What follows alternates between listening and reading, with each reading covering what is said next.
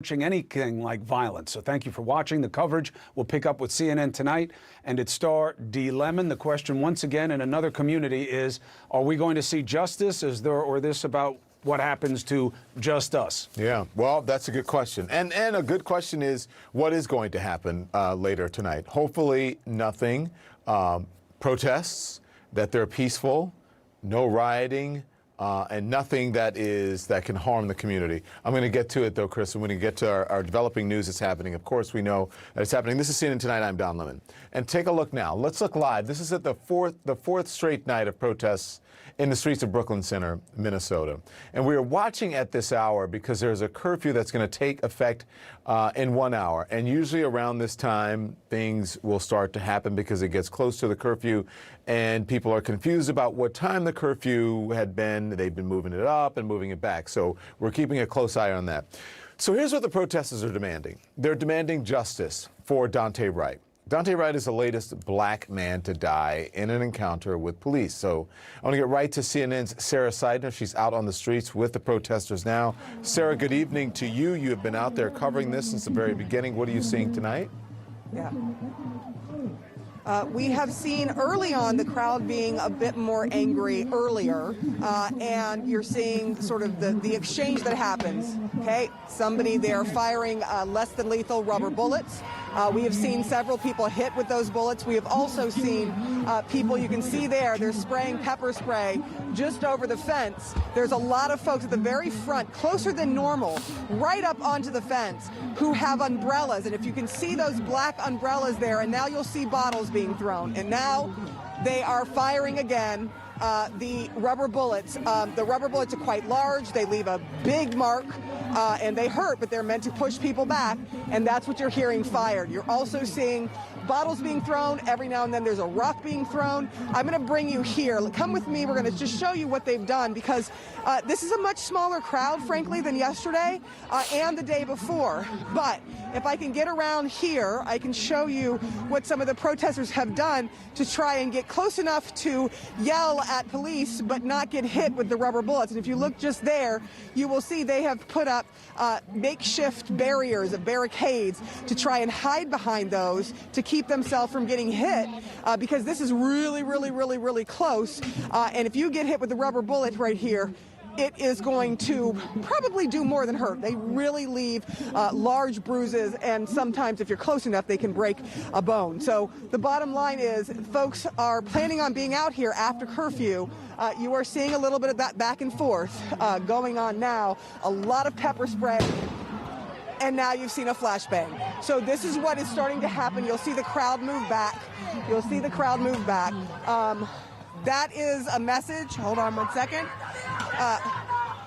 It's a message from Brooklyn Center saying the curfew is at 10 p.m., which is in just a bit here. And so they are warning people now that it's 9 o'clock local time in less than an hour. They will be and you'll see the line move. You know how this works, Don. Yeah, Sarah, we're going to stick with you for just a moment here. So I want you to obviously stay there as long as you can. But if you're in any jeopardy of your safety of your body being harmed or anything, we want you to get out of the way. But so let me ask you. You said that there are fewer people than as we watch. Was that a flashbang or was that fireworks? That was a flashbang. You can see the smoke coming off from some of the pepper spray, and it looks like some gas as well. You said it's fewer people, but they're closer than they were last night. Yeah. So what happens is it's almost a cat and mouse. So they'll get very close to the fence and then pull back. But this time there's a lot more people that are up onto the fence.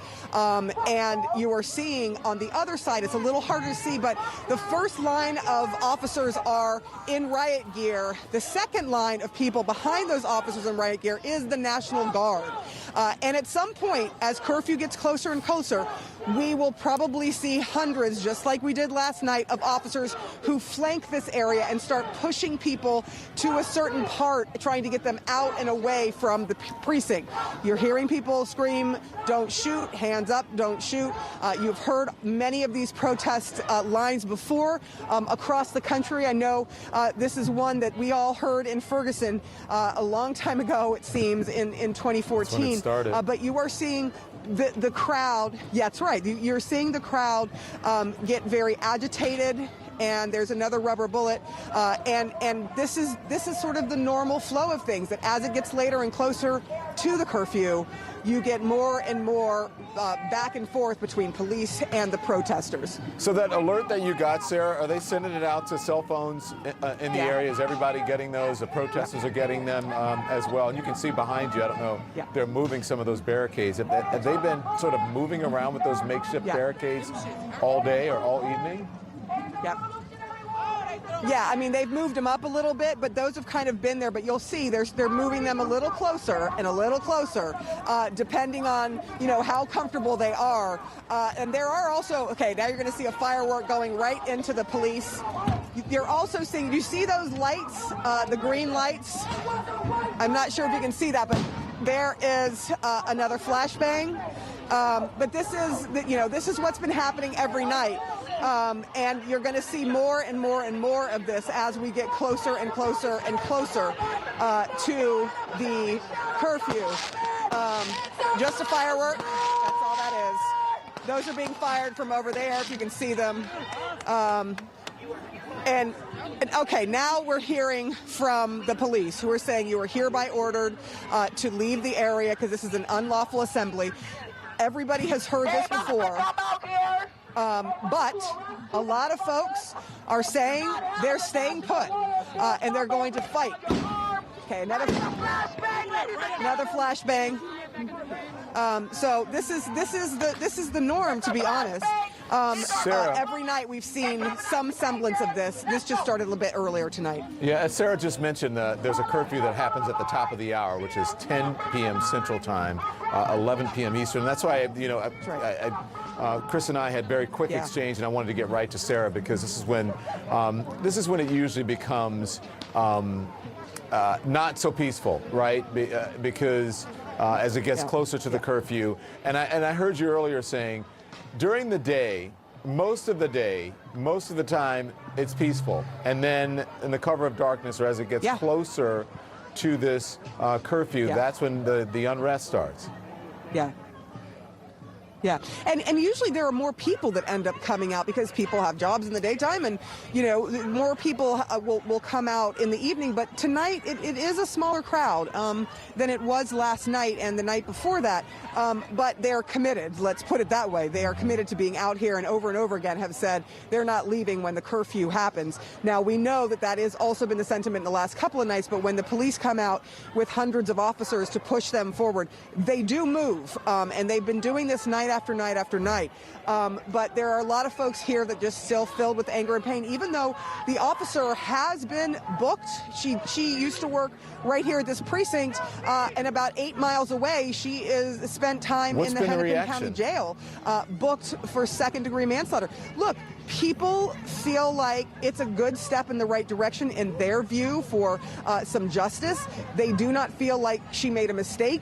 In their minds, this was a negligent act, an act of murder in their minds. But that isn't how the law reads, and that's why the DA went forward with second-degree manslaughter. I will mention also that second-degree manslaughter happens to be one of the charges that Derek Chauvin is facing, along with second-degree murder and third-degree murder. So this is a convergence, though. This isn't just about one case. It's a convergence of a lot of cases and a lot of frustration here in Brooklyn Center, in Minneapolis, and in several other areas around this metroplex. Sarah, before I let you go and do some reporting, I just want to ask you, listen, this is a very diverse crowd out there. I've been watching the people around you, and I'm seeing, white kids, black kids, some younger than others. I mean, this is not just black folks out there, and I'm wondering, do you know if they're coming in from other communities?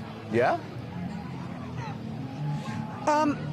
No, not necessarily. Yes, there are folks from surrounding areas, but there are folks from right here at these apartment complexes that are literally looking directly at the police department. I don't know if you can see on our camera now, but if you pan over just a bit, you will see the apartment complexes, and there are several of them that are big apartment complexes, and we've been talking to people who have come out of there to protest, and we're talking about black people, white people, people of Asian descent.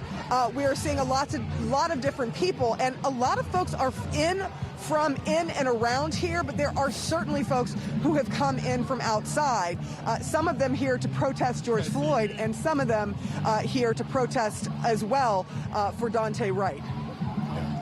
So, Sarah, we saw last night, and for the past couple of nights, really. I mean, Sunday was obviously a huge crowd. Monday was a pretty big crowd, and we saw last night as sort of this sort of cat and mouse, right, where they would stand their police would stand their guard and maybe retreat a little bit, and then they would push further in, and then they would stop and they'd pause for a while, and then they'd push further out, depending on where you are. And that's how they would move the crowd out. Has it been an indication of that happening now? Is it the same routine tonight? It's the same routine tonight, except for so far I haven't seen the line of officers. We saw a line of officers about this time last night. They came from this direction, a huge number of officers, state police and several other departments coming together in riot gear and making the announcement over and over again that there was an unlawful assembly. And so you are still hearing that noise, that pop you hear is rubber bullets coming from the police side into the crowd after they throw water bottles and or rocks, or both. But the bottom line is that we saw this a little bit earlier. Well, here's a firework, it looks like. Bottom line is, this is a similar scene. It's just happening with the police aren't out here as early as they were last night, starting to push the crowd, and the crowd is smaller. Yeah, I'm sure, and you were listening last night. We had a police officer, Captain Ron Johnson, excuse me, from the Missouri State Highway Patrol. Remember working with him, we both did in Ferguson. And he talked about there should be more interaction, he believed, at this point between the protesters and the officers or the police who were stationed out there. Have you seen that at all, or is it just the police in this phalanx, in these lines, not really intermingling or integrating with the protesters to try to talk them or to develop some sort of a relationship with them? No, that's not happening. It's just not happening.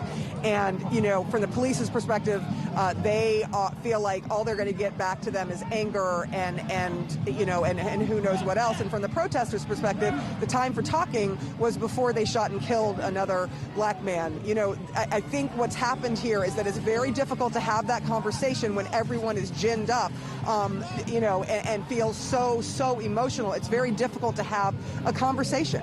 One of the issues, obviously, is always going to be community policing, who you know, how you've been treated.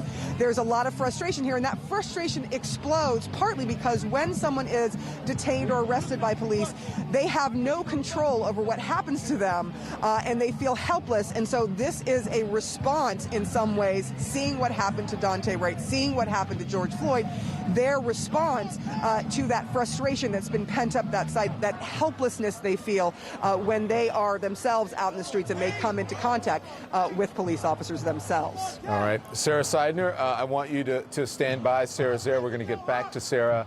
Let Sarah do some reporting, and also just to watch her back for a little bit. Is there something happening now? Yeah, they just made another announcement that this is unlawful assembly and to move back. So you're hearing the reaction to that. All right, Sarah. Clearly, folks do not want to leave and not planning on it. Yeah. All right, Sarah, stand by. We're going to get back to Sarah Seidner out there. We also have other correspondents. Miguel Marquez is out in the crowd as well. And we have our correspondents, our producers, and our camera crews out in Brooklyn Center, Minnesota tonight. There's a lot going on. Just 10 miles, a mere 10 miles away from where Derek Chauvin is on trial for the killing of George Floyd almost a year ago, Memorial Day 2020. A curfew is expected to go into effect within the hour in Brooklyn Center, Minnesota. There's a crowd of protesters still out on the streets, as you can see, very active. Again, our crews, reporters are there now. We've got much more on this breaking news right after this.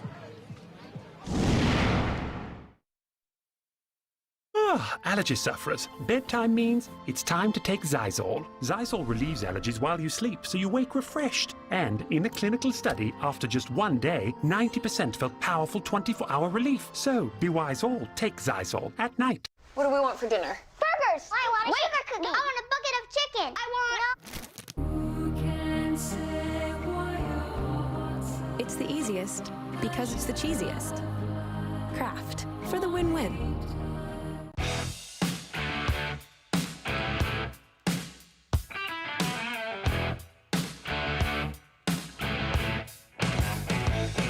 The bowls are back. Applebee's Irresistibles, all just $8.99. Gillette Pro Glide.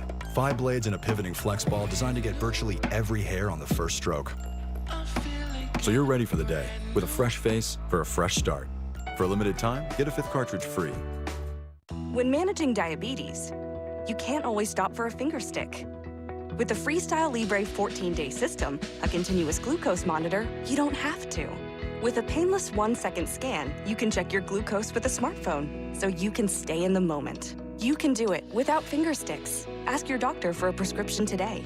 And if you join the My Freestyle program, you can try the Freestyle Libre 14-day system for free. Learn more at myfreestyle.us.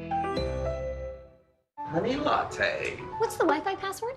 Oh, it's Hack Me. It's easy to be unsafe. Mom, what's your 401k number? Now it's easy to help protect yourself. Opt into cyber safety at Norton.com.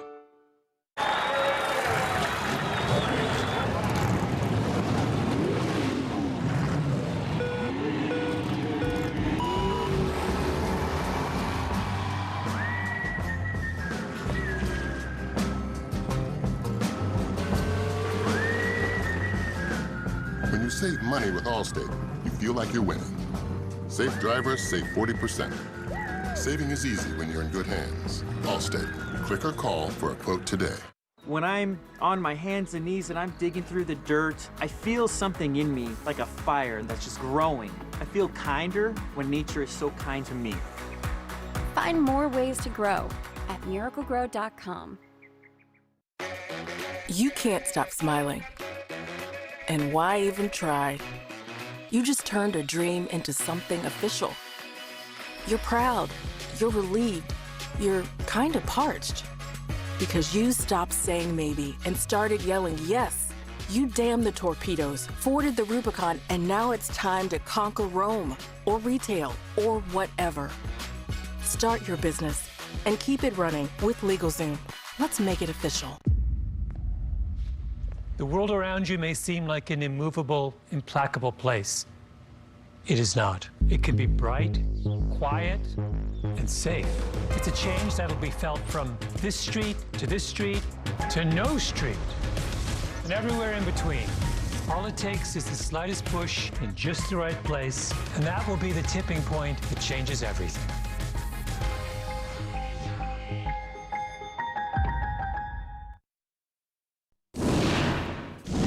As we come back out now, live now in Brooklyn Center, Minnesota, there's a curfew about to take effect within an hour, at the top of the hour, as a matter of fact. Protesters are out in the streets in Brooklyn Center for a 4th consecutive night. They're angry at the fatal police shooting of 20-year-old Daunte Wright during a traffic stop that happened on Sunday. The former police officer, Kim Potter, arrested today, charged with second-degree manslaughter, and tonight posting bail, getting released from custody. She is scheduled to make her first court appearance. That'll happen tomorrow afternoon. We'll have all the information on that, the update on that as it happens. I want to bring in now Lori Swanson. Lori Swanson is the former Attorney General of the state of Minnesota, and we're so happy that she's here this evening. Thank you so much for joining. Good evening to you. Second-degree manslaughter. What's your view of the charge? You know, Don, as a former Attorney General, and when I was Attorney General, I always had a policy of not commenting on charges until all of the facts are known. In this case, you know, although the county attorneys looked at some of the evidence, we as members of the public have not seen all the evidence. We saw the police released a 60-second recording of a portion of the video, but each of the officers had body cameras that they were wearing. We don't have access yet as members of the public to the body cameras, nor do we have evidence to all of the statements of the witnesses who were on the scene.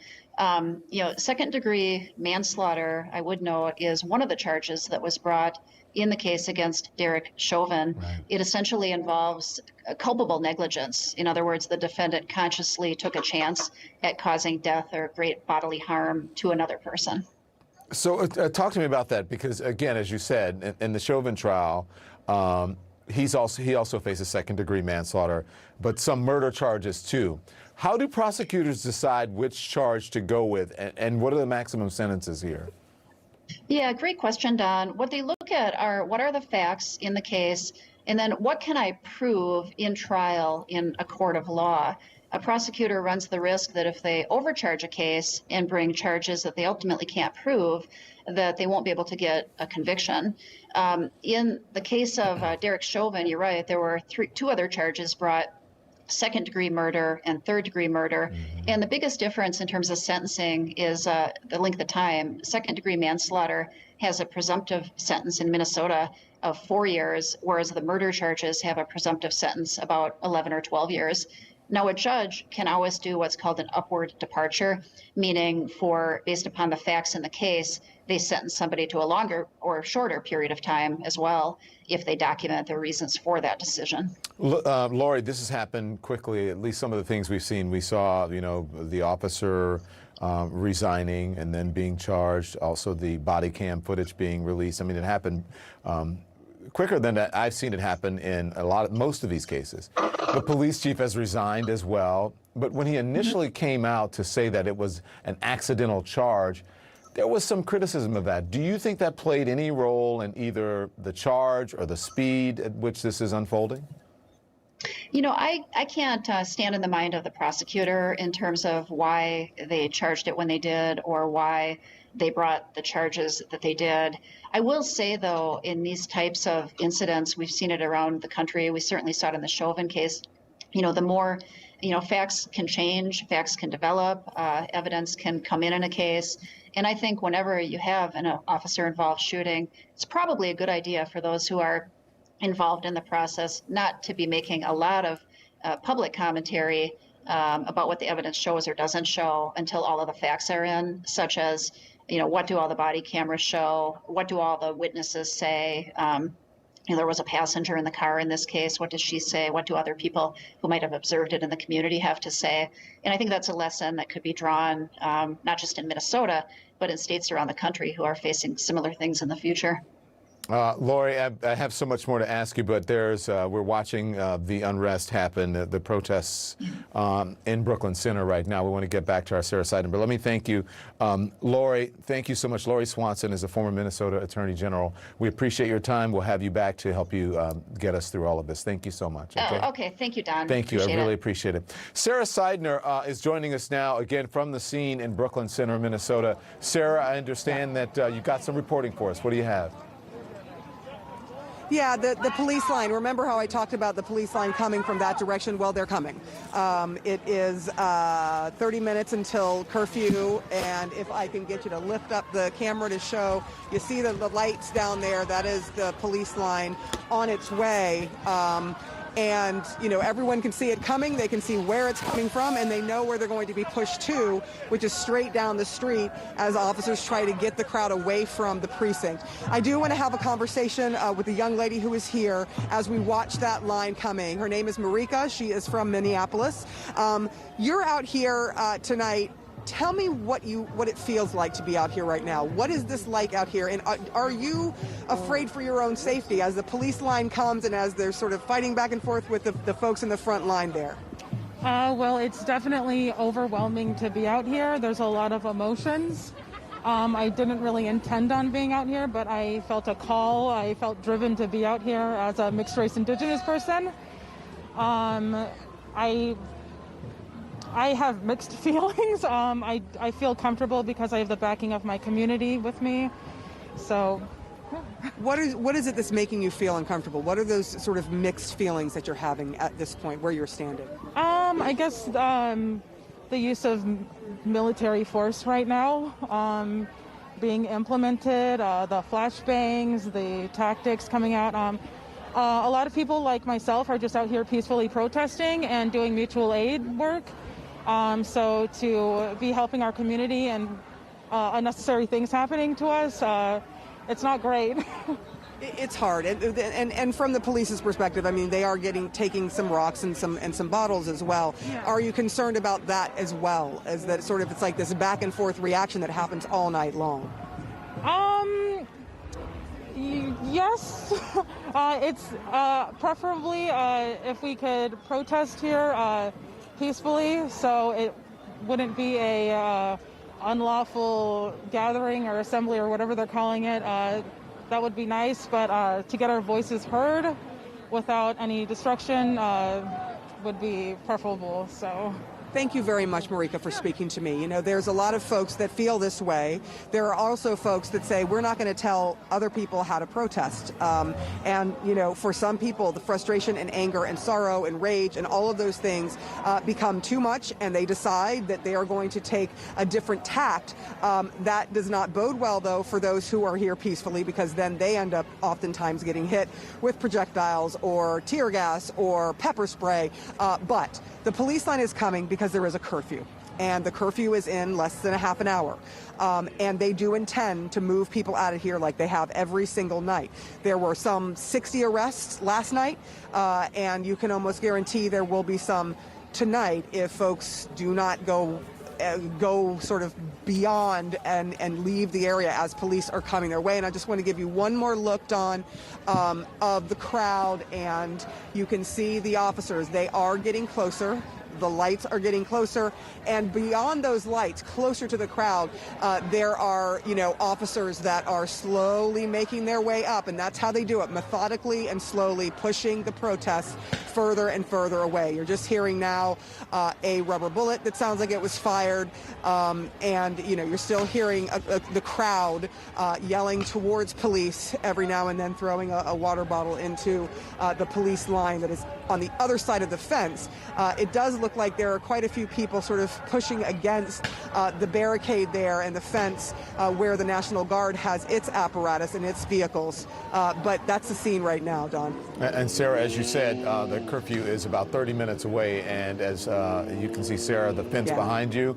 But then as the night goes on, as we have seen, that fence gets further and further away. The crosswalks come into the picture, and then they go away as police start pushing those folks out, and then we get a better picture of the apartment complex in the neighborhood as we see them, the police officers moving them away from the police station. So I want you to stand by, Sarah. We're going to get back to you. I need to get to a quick break. We're going to take a quick break. Our breaking news is going to continue in a moment, but I just want to tell everybody, just a few miles from Brooklyn Center, the defense is presenting their case in the Derek Chauvin murder trial, the murder of George Floyd, and they're doing whatever they can to draw attention away from the 9.5 minutes Chauvin had his knee on George Floyd's neck. We'll be right back. Just one drop. Oh! Gorilla Super Glue Micro Precise. Of course! Precise application, controlled dispensing with Gorilla Strength for the toughest jobs on planet Earth. Jamaica. Best decision ever. Feel the sand between your toes and the gentle waves of the sea on your skin. Feel the warm Jamaican breeze lift your spirits and nourish your soul. Escape to exactly what makes your heart beat. You will love every moment. Jamaica, heartbeat of the world. Let's go. Fact, all tax companies say they get you the biggest refund, but only TaxAct has our deduction maximizer that helps find money hiding everywhere. So you get your maximum refund guaranteed. File for less and get more with TaxAct. I'm not ready to lose my hair. Not now. But I never thought there was a real solution. Now I use Keeps, the easiest way to keep my hair. And I can get my treatment without leaving the couch. Go to Keeps.com to learn more. Good boy. Hold my pouch. Trust us. Us kids are ready to take things into our own hands. Don't think so? Hold my pouch.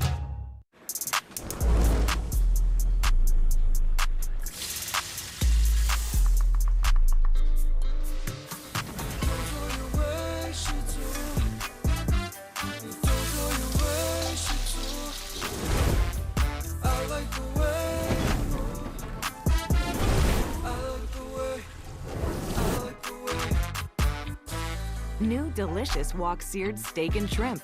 Order today from Panda Express. When pain wears you down, Icy Hot Dry Spray delivers. Feel it working instantly, providing powerful relief to muscles and joints. Icy Hot.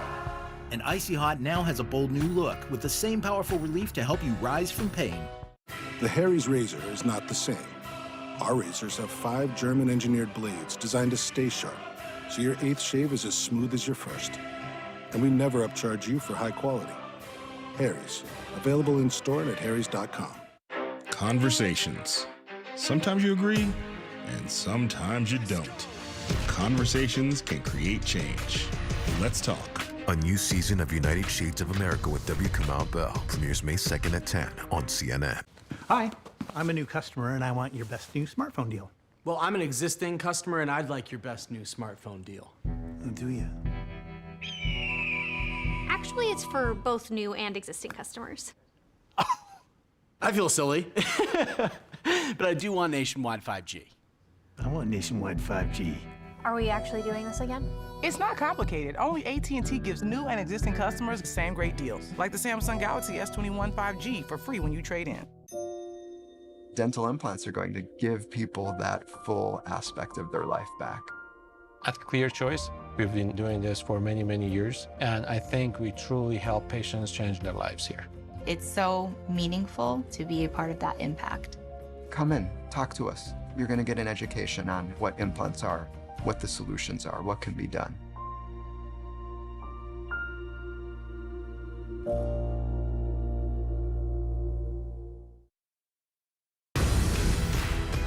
The People vs. the Klan, Sunday at 9. All right, we're back now, and you're watching it unfold. There's a breaking news happening in Brooklyn Center, Minnesota. Protesters are out there 4th night in a row after the shooting death of Daunte Wright during a traffic stop on Sunday. The former police officer now, she's a former police officer. Her name is Kim Potter. She's charged today with second-degree manslaughter. She's going to make her first court appearance tomorrow. And just 10 miles away from where Daunte Wright was shot and killed, the defense for Derek Chauvin is beginning to wrap up its case.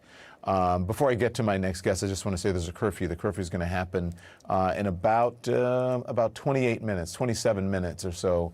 And so we'll watch to see what happens there. But everyone has been ordered to move, I'm told, there in Brooklyn Center, Minnesota. So joining me now is criminal defense attorney Joey Jackson and forensic scientist Larry Kobylensky. Gentlemen, good to have both of you on. Good evening to you. Let's see. Larry, let's talk about what happened today. The defense called a retired medical examiner who testified heart disease, drugs, even carbon monoxide poisoning from the police car, that they're all to blame for Floyd's death. Chauvin's knee on Floyd's neck for 9.5 minutes. Not a cause of death. Does that make any sense to you? To me, it does not.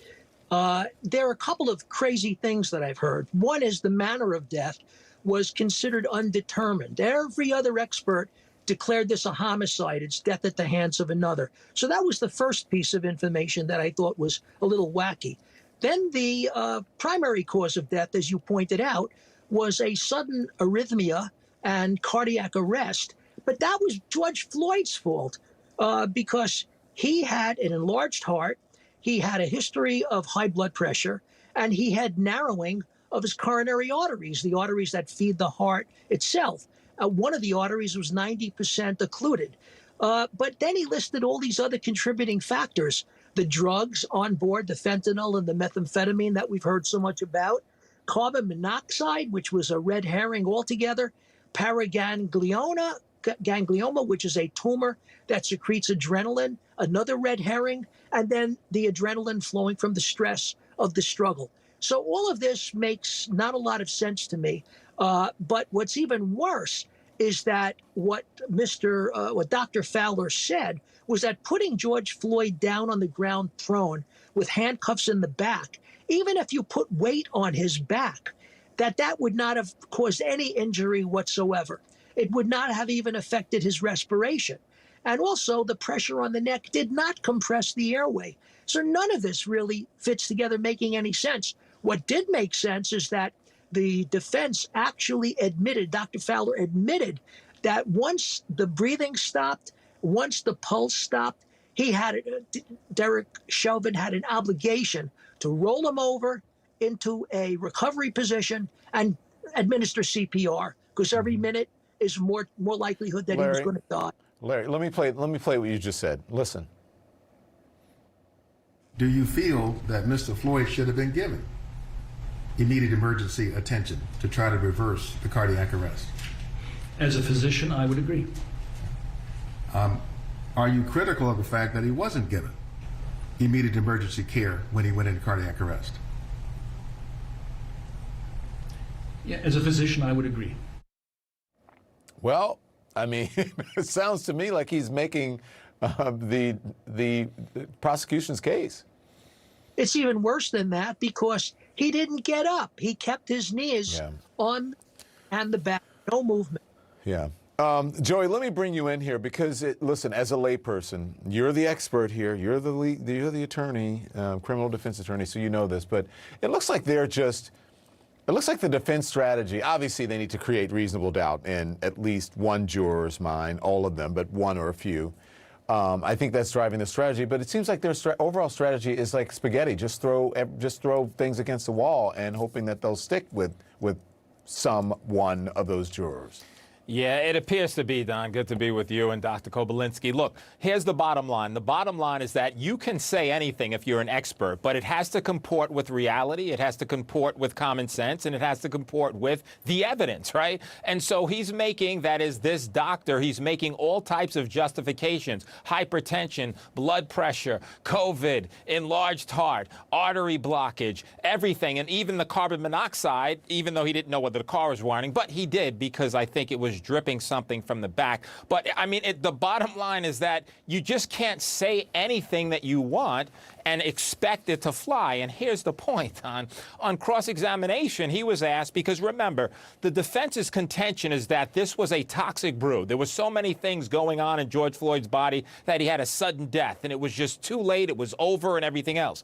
But they have a major legal problem, because if that's the case, right, and he just happened to die, that is George Floyd at that particular time, Chauvin was the one who set up, right, the series of circumstances and is the causal link for that happening. Now, that may be overly legalistic, but at the end of the day, Don, the jury is going to be instructed by the judge. And they're going to say, the judge will, if you find that the knee on the neck is the substantial cause, then you find him guilty. Now, even if there are all these other contributing factors that the doctor is conceding and saying that George Floyd had in his body, if Chauvin is the basis for setting the circumstances and the stage for his death, then it's over.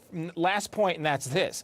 They talk about the sudden death, right? However, on cross-examination, he was asked, you heard him yelling 27 times for, he couldn't breathe. You heard him making other statements. You heard his voice becoming less vocal. Does that sound sudden to you? And so I ask you, Don, I ask anyone listening, does it? And so say what you want, do what you want, but at the end of the day, if it doesn't comport with reality, it doesn't make sense. And so, yeah, reasonable doubt, but I just don't know that they raise significant enough, credible reasonable doubt for the jury to say, I get it, and he's not guilty. Listen, as you know, we have lots of breaking news we need to get back to, but I just want to ask you guys quickly, if you can, I mean very quickly, how is the defense doing and how's the prosecution doing at this point? Joey, you first. I think that the prosecution has laid out a compelling case. And if I could just say with this particular witness, and I know we'll be brief, the concession, and Dr. Kobylinski pointed it out, and you showed it there in the clip, the fact is that if you don't render medical aid, that is negligence at a minimum. That gets you manslaughter. I think they've made a significant case for the top count. But listen, I think that's a major concession. It helps out the prosecution, and I think they're on their way to a conviction. Dr. Kobylinski? Yeah, I agree. I think the prosecution put together an extraordinary group of people as witnesses, experts that were highly qualified. I don't think Eric Nelson is meeting that same level, that standard. And I have a feeling that it's not going to be a successful defense argument. Yeah. Gentlemen, thank you. I really appreciate it. Thanks, Don. So we're going to get back to our breaking news. You're looking at the live pictures there now. Brooklyn Center, Minnesota. There's a fourth night of protests going on there for the shooting death of Dante Wright, 20-year-old after a traffic stop. A curfew is going to take effect in just a short time here. And we're going to keep it, we're going to be live for you and to see what happens this evening when that curfew goes into effect. We've got a lot more to cover. We've got a quick break we want to get in. We want to make sure that we're live for anything that you need to see, and we'll be right back.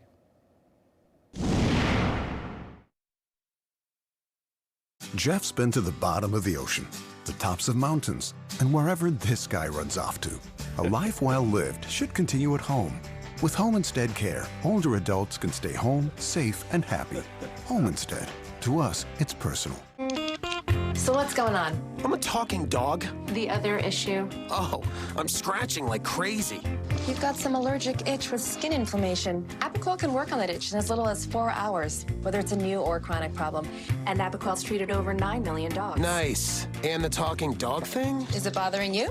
No, itching like a dog is bothering me. Until dogs can speak for themselves, you have to. When allergic itch is a problem, ask for Apoquel. Apoquel is for the control of itch associated with allergic dermatitis and the control of atopic dermatitis in dogs. Do not use Apoquel in dogs less than 12 months old or those with serious infections. Apoquel may increase the chances of developing serious infections and may cause existing parasitic skin infestations or pre-existing cancers to worsen. New neoplasias were observed in clinical studies and post-approval. Most common side effects are vomiting and diarrhea. Feeling better? I'm speechless. Thanks for the Apoquel. Aw, that's what friends are for. Ask your veterinarian for Apoquel. Next to you, Apoquel is a dog's best friend. I see trees of green, red roses too. I see them bloom for me, you, and I think to myself, what a wonderful world. Help keep elephants in our world. Visit WWFheals.org or call this number and symbolically adopt an elephant for just $12 a month. Your support will help WWF protect elephants and other threatened wildlife and their habitats. Go online or call in the next 5 minutes and we'll send you an adoption kit with this adorable plush elephant. Don't let them disappear forever. Act now to help keep elephants and other precious wildlife in our world. Go online or call now. Welcome to Stormy Heights, where the windows are always Pella, because the weather is always changing. Pella's fiberglass is the strongest material for windows and patio doors. They're tested from -40 degrees Fahrenheit up to 160. The fiberglass frame is even scratch and dent resistant. Pella windows, tested for extremes, designed for your home. Beulah Mae Donald knew that she wasn't done. She brought a civil suit against the Klan. We took him back to Mobile and lynched him. This is Black Lives Matter in 1983. The People versus the Klan, Sunday at 9. This is a no-nonsense message from 3. Small business insurance usually doesn't cover everything you need. It's long on pages, short on coverage. That's why 3 was created. It covers your entire business in just one policy because small business owners have enough on their hands. So go with 3 and leave those old policies in the dust. Sawdust, technically. Don't interrupt the spokesperson. This commercial is now over. Logo 3. No nonsense, just common sense. Some new world out there, brother. One Night in Miami is now nominated for 3 Academy Awards, including Best Adapted Screenplay, Best Original Song, Speak Now, and Best Supporting Actor, Leslie Odom Jr. Black power. I like the sound of that. Every little thing with a soul can have that soul tapped into. One music for all people. Don't miss the best film of the year. For your consideration, One Night in Miami, rated R.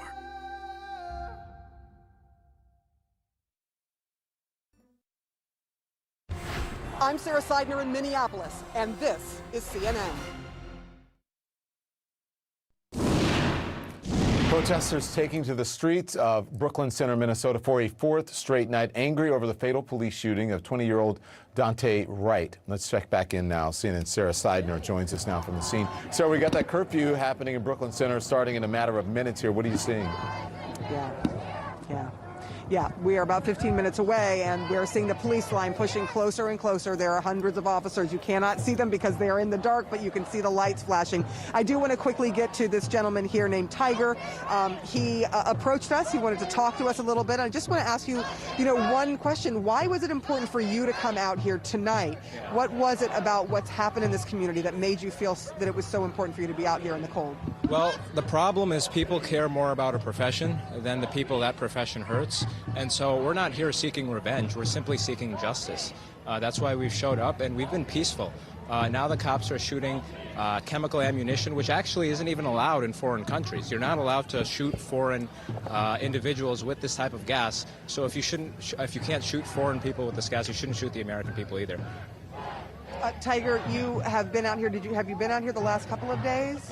Yeah. Well, I've been here all 4 nights. I'm just standing here today with soup for my family, and we're just, watching all of this unfold. It's very unfortunate. You're not planning on using that, are you? Throwing it at the police? Like I said, it's for my family. Literally for your family. Yeah. All right. Tiger, I appreciate you talking Thank you to very us. much. I know that you're out here, and I know that some of this is born of sorrow and pain and frustration. What do you hope you see from the police department? Are you heartened by the fact that the officer has been arrested very quickly and charged? Well, she was released today, actually. They posted a $100,000 bond for her. And so, what I've done personally is I've tried to stay sane. It's very tough for people of color right now in this country. It's tough for all Americans. Shout out to Barack Obama and Bruce Springsteen. I've been watching or listening to your podcast, Renegades, Born in the USA. So I highly recommend folks listen to that. And President Obama, please say something. Former President Obama and President Biden, also say something on what's happening right here. This isn't right. We're the next generation. We shouldn't be treated like this. Tiger speaking directly to our politicians, both the current and former President Obama and President Biden. Yeah, they want something done. Thank you very much. Thank you, Tiger, and thank you, Sarah. We'll get back to you, Sarah, out there. Be safe. Listen, Tiger talked about the human element of this. Black families across the country joining Daunte Wright's family and calling for justice. One of those is the family of Emmett Till, still seeking justice for his brutal lynching more than 6 decades ago. His cousin joins me next.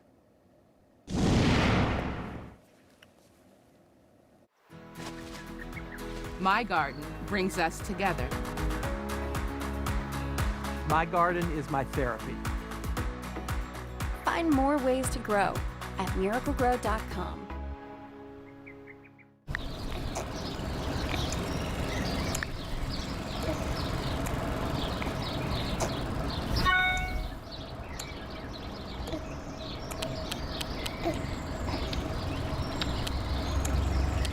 Well, hello. Look at all of you. How fun.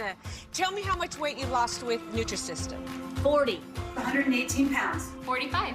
I lost 41 pounds. 55. Mike, you beat me. I lost 50. The food is delivered to my door. It's so simple.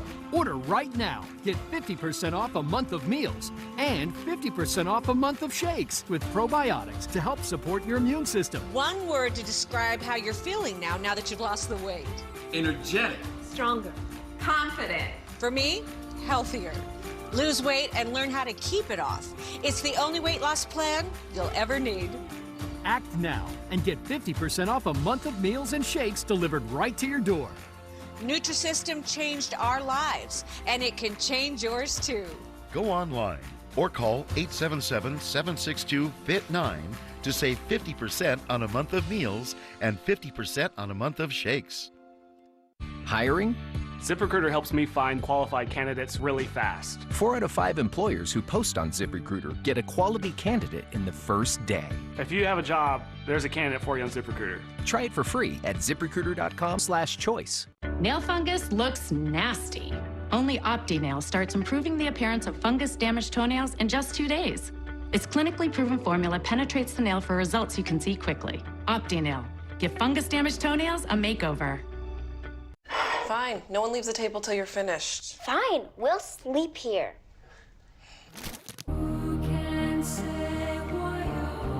It's the easiest because it's the cheesiest. Kraft for the win-win. At Empower Retirement, we help you open doors that get you ready for everything that lies ahead.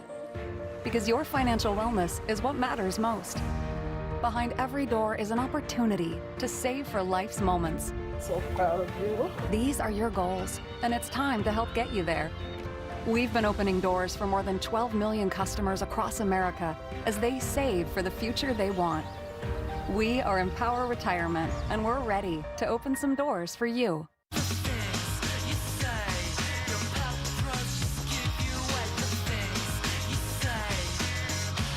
You're unbelievable.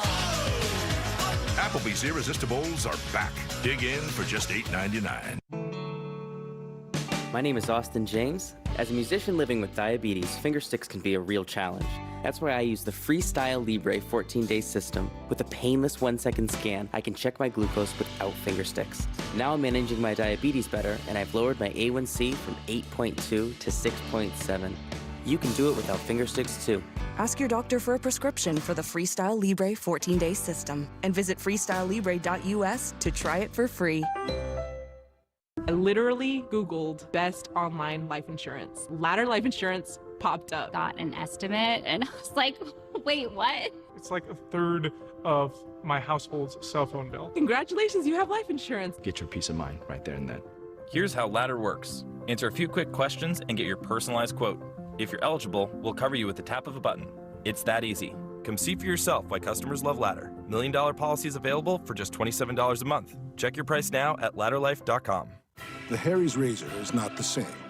Our razors have 5 German-engineered blades designed to stay sharp, so your 8th shave is as smooth as your first. And we never upcharge you for high quality. Harry's, available in store and at harrys.com. Crowds are gathering in Brooklyn Center, Minnesota for the 4th night of protests following the fatal police shooting of Daunte Wright. The Wright family sharing their grief with George Floyd's loved ones and so many others in the black community who understand their pain all too well. Deborah Watts is a cousin of Emmett Till, the black 14-year-old who was lynched and killed in 1955 in Mississippi. The past is not past. Yes. Until justice is served. I would only say to the families, the Wright family and all the other families that's represented, we are going to continue to stand up. We're going to continue to speak out. And we're going to continue to fight for justice. Emmett Till, we're still fighting for justice after 66 years, y'all. Amen. 66 years. So Deborah Watts joins me now. She's the co-founder. She co-founded the Emmett Till Legacy Foundation in memory of her cousin. Thank you, Deborah, for joining us. Really appreciate it. Good evening to you. Oh, thank you. Thank you. It's an honor and a privilege to be here with you, Don. You know, we can see it in the protests tonight. People are angry. They're frustrated. We've seen it all week. And quite frankly, we have been seeing it happen over and over in America, but especially the unrest of the summer of 2020 and then now.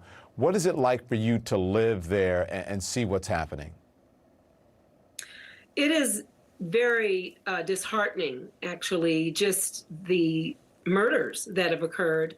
The protests that are occurring, you know, this is an outburst and an outgrowth of all of the terrorism that has occurred in Minnesota. You know, there's 470 or so stolen lives by police violence in this state.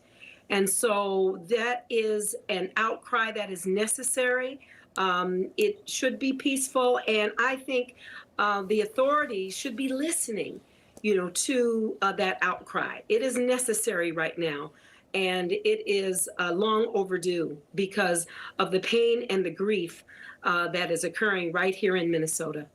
And you're saying that should be listening to that outcry. Listen, there are many people who want to, and purposefully, on purpose, conflate the protesters who, do we still have Deborah? Deborah, can you hear me? Yeah, I can. Can you hear me? Okay. So, Deborah, we can't see you, but let's continue to have this conversation.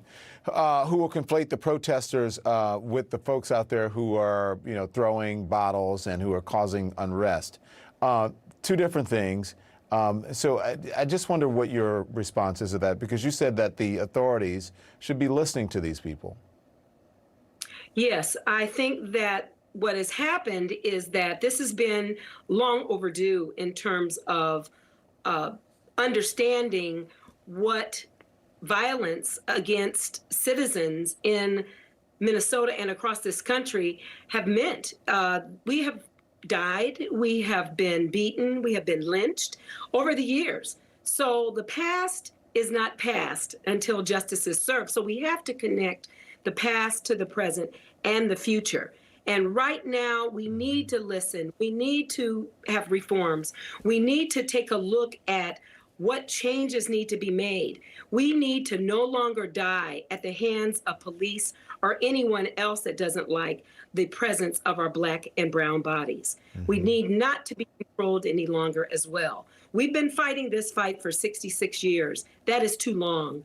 And the outcry that I have and the feelings that I have are evidence of injustice and it's long overdue that we have any justice. So I want everyone to be safe. I want there to be peaceful protests, but I do understand the anger. I do understand the anguish, and I do understand that things need to change for sure. Yeah. Deborah Watts, we really appreciate you joining us. Sorry about the technical difficulties. We heard every single word, though. We weren't able to see you the entire time, but we got the message. Thank you for doing what you do, and thank you for appearing on this program. So thank you so much. We are, as you can see, the police are moving folks out there. We're minutes away from a curfew taking effect in Brooklyn Center now. We're back in a moment.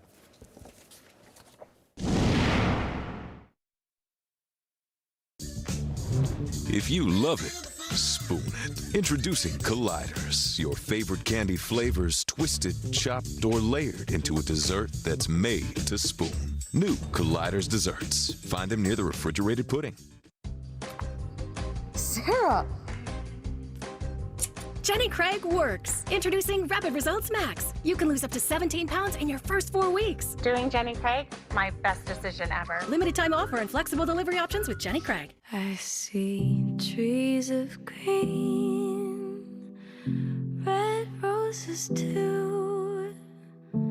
I see them bloom for me, you, and I think to myself, what a wonderful world. Help keep elephants in our world. Visit WWFHeals.org or call this number and symbolically adopt an elephant for just $12 a month. Your support will help WWF protect elephants and other threatened wildlife and their habitats. Go online or call in the next 5 minutes and we'll send you an adoption kit with this adorable plush elephant. Don't let them disappear forever. Act now to help keep elephants and other precious wildlife in our world. Go online or call now. We need to reduce plastic waste in the environment. That's why at America's beverage companies, our bottles are made to be remade. Not all plastic is the same. We're carefully designing our bottles to be 100% recyclable, including the caps. They're collected and separated from other plastics, so they can be turned back into material that we use to make new bottles. That completes the circle and reduces plastic waste. Please help us get every bottle back.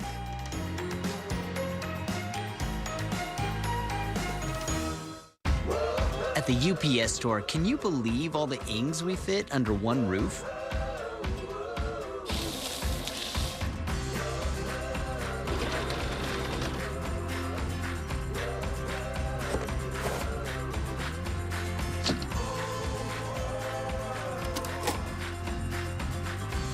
We're here to help your small business any way we can. Every ink for small business, all in one place. The UPS store. Top 10 Dog Science Fair Project. Look on TV! Calm yourselves. This is professional now. I wanted to start it off with something a little light, so here we go. Serious. The Story of Late Night premieres Sunday night, May 2nd at 9. If you're still scooping one of those traditional dirty litter boxes, where your cat has to step on poop to go poop, gross. You're doing it wrong. Our cats aren't the problem. They didn't have a choice. But neither did you. Until now.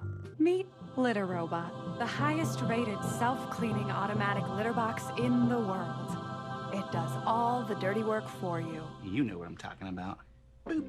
Listen, we're making our furry family members use a broken toilet, and we have to scoop out the poop with our hands.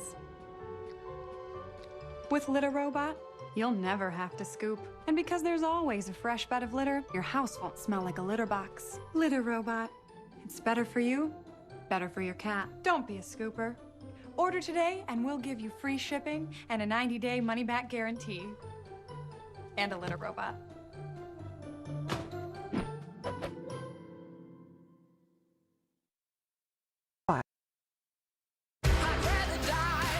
The People vs. the Klan, Sunday at 9. Closed captioning brought to you by 1-800-PET-MEDS. Call or visit petmeds.com to save big today. Rely on the experts at 1-800-PET-MEDS for the same medications as the vet, but for less, with fast free shipping. Visit petmeds.com today. All right, here we go. Top of the hour. This is when the curfew kicks into effect, so we'll see what happens.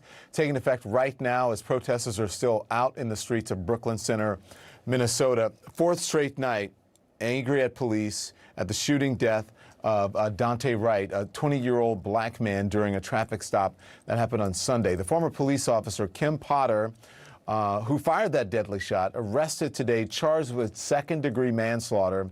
Tonight, posting bail, getting released from custody. Potter's scheduled to make her first court appearance tomorrow afternoon. So we want to get to the streets now of Brooklyn Center, Minnesota. There you see our Sarah Seidner getting into position there. Sarah, it is curfew time. What's up? Yeah, the crowd is much smaller. We have seen couple of people that had medical issues.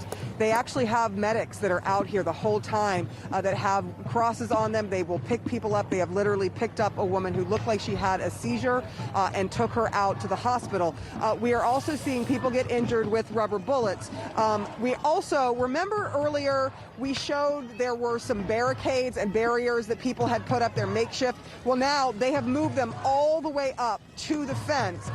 Right in front of the police, and at times you will see the entire crowd sort of go down on their knees to get behind some of those barriers that they have created. They're pulling things like garbage cans and crates and using those almost as shields against some of the munitions that are being fired, the less than lethal munitions that are being fired. But I want to give you a look at the scene if I can. Let's try to walk through a little bit to the other side.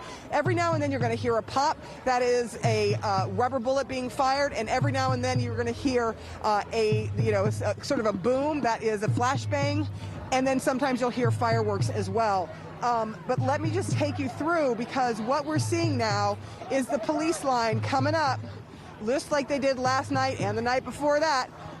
They are coming ever closer, slowly, methodically. But this is what I was talking about. Remember I talked about the barriers of people trying to protect themselves and trying to stay in place?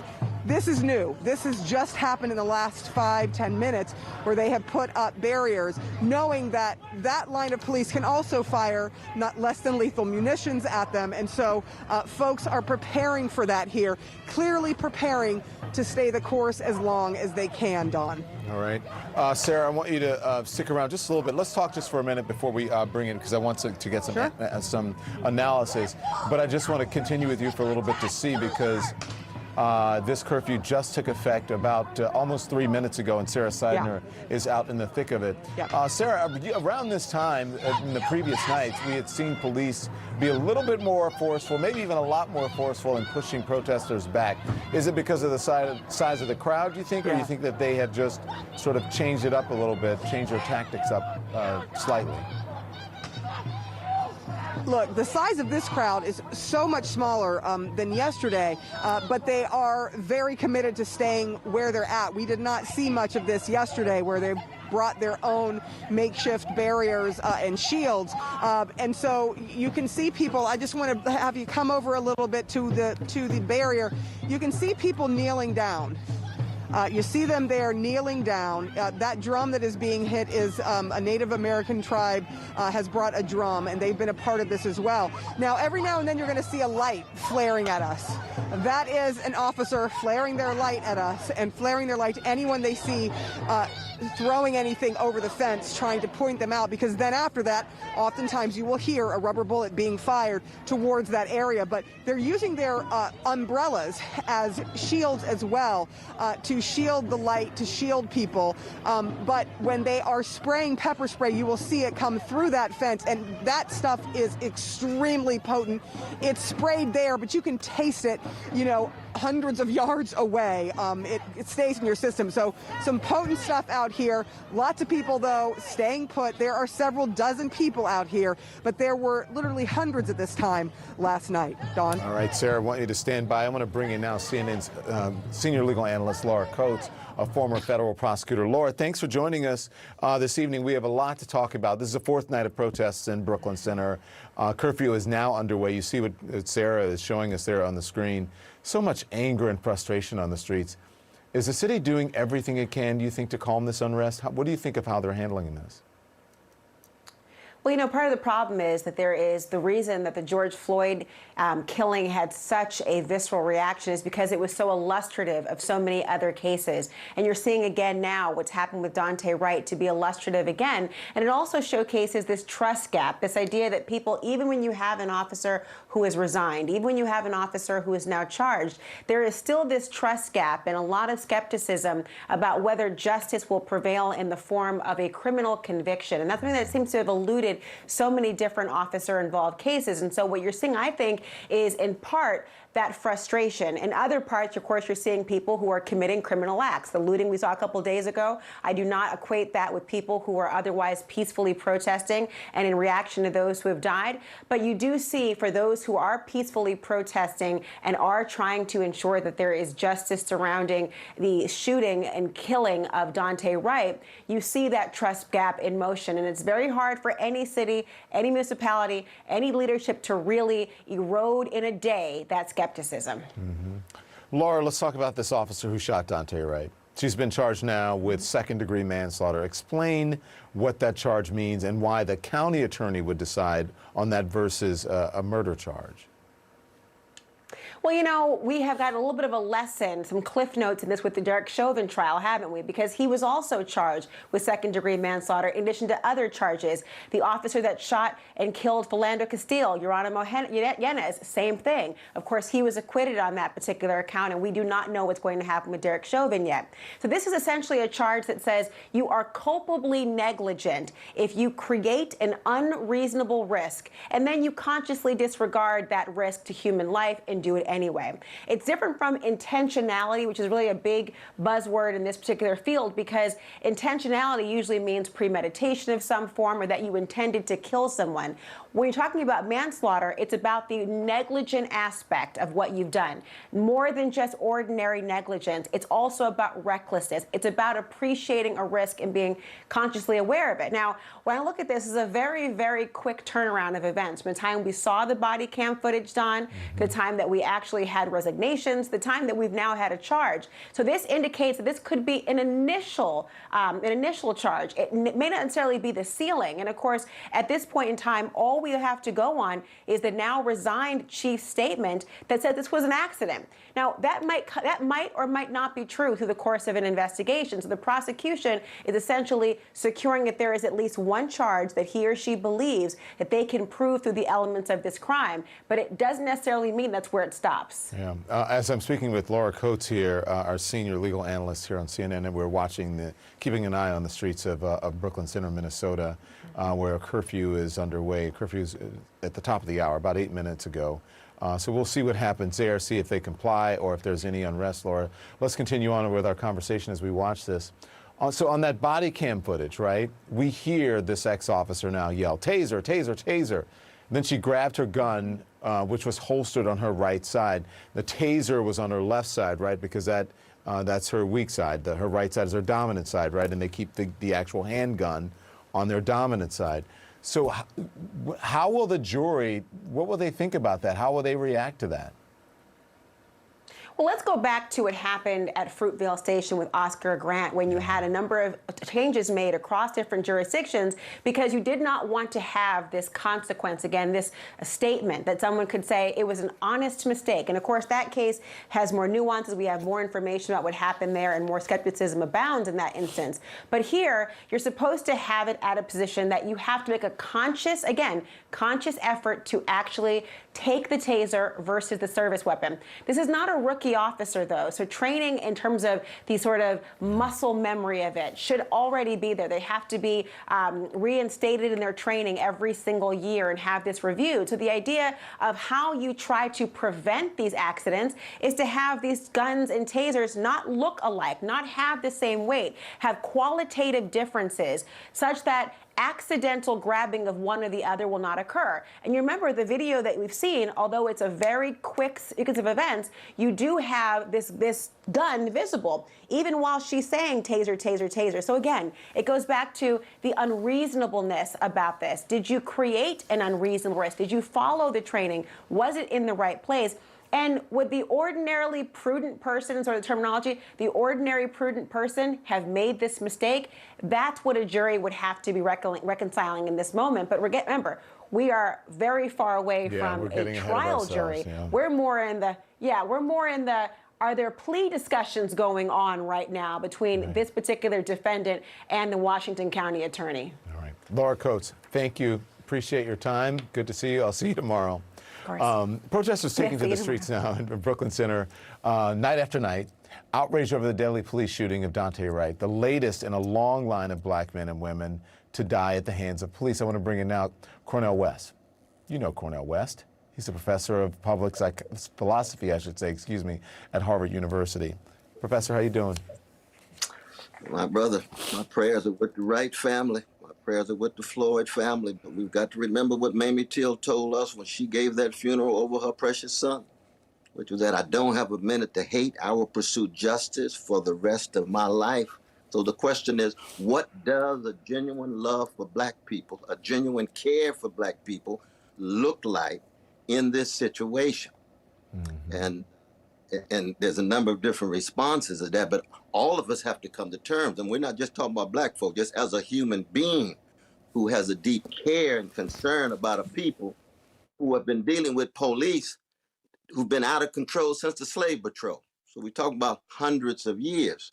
There's thousands of black people who have been shot down by the police, male and female, children and grandmothers, Eleanor Bumpers. We can go right across to Breonna and others.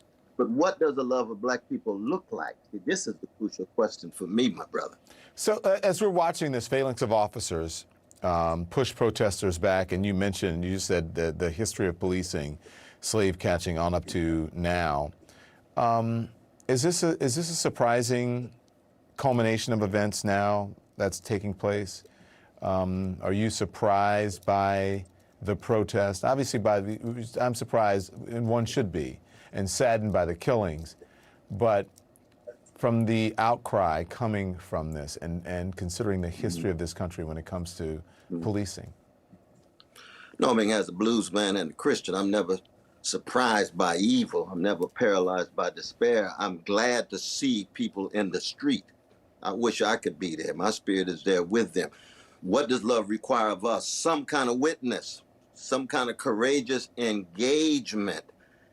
And therefore, and that, like you pointed out, it's multiracial, right? Because love spills over in that way. But it also takes us back to our history, though, Brother Don. You know, you from Louisiana. You remember the Deacons for Defense and Justice, Bo Ernest Thomas and Coretta Jackson and Robert Hicks and Frederick Douglass Kirkpatrick. You know, they were saying, in order to be a self-respecting people, we have to be able to defend ourselves. We have to be able to protect our loved ones, and we ought to move towards some self-determination. You know, that group actually provided the security for Martin Luther King Jr. on the Meredith March in Mississippi because they were trying to kill him. We love Martin. We got to protect him. Well, we love Daunte. We love Breonna. We love Brother George. And so many others, you know what I mean? So that the question becomes, how do we work on the inside of a system? Because see, the system is a failure. We know that. All investigations and so forth, they can spend months and months on that. It is failing black people. So the question becomes, what is the response? Do we come up with our own forms of protecting each other? Do we generate mechanisms of accountability for police and others who are killing black people? We cannot just have conversations over and over again about this must stop, This must stop. No, we need more than that. We need to action. Yeah. So let me ask you this, 'cause I think you're right about that. We see, you know, we've got Sarah's camera up on the screen, and every once in a while you'll see Sarah go in and out of the frame. If we need to God bless her. Tell her to stay safe. She's yeah, right and in the middle of it. listen, Sarah's the best. She's doing a great job, and we don't expect anything less from Sarah. She's a fantastic correspondent. So we may have to jump if something happens. But let me just ask you a quick question here about this wouldn't happen if people would comply. What do you say to that? We don't live in a perfect country. We don't live in a perfect world. Go on. How many times have I complied and still got dragged off? I mean, good God, I'm here. I'm a black man in a three-piece suit. I still get treated not as bad as my brothers and sisters in the hood. But any black person can be terrorized and traumatized with police out of control. So this notion that somehow if you comply, I tell them to get off the crack pipe and try to get some sympathy and sensitivity to their fellow human beings who are of color, who are black. And it's not just black, it's brown and indigenous people, but it's especially black. White supremacy targets black folk in that way. And we've got to come up with ways of protecting each other and defending each other. We can't allow this to go on and on and on. Some kind of accountability has to be in place. This distrust of police it didn't just come out of nowhere. There is a reason for it. There is a reason for it. Absolutely. And the police who claim to be good, but still silent when their partners are engaging in this kind of vicious, arbitrary use of power against black folk, they are complicitous too. And it spills over to the politicians who give us a little lip service, but don't want to really send police to jail. Police need to go to jail after a trial. Professor, I'm telling you. Professor West, thank you. We got to get to Sarah. Thank you, sir. I'll see you soon. I hear you, my brother. Stay strong, though. Yep. Sarah, all right, Sarah, take it away. What do you got? Yep. Sure.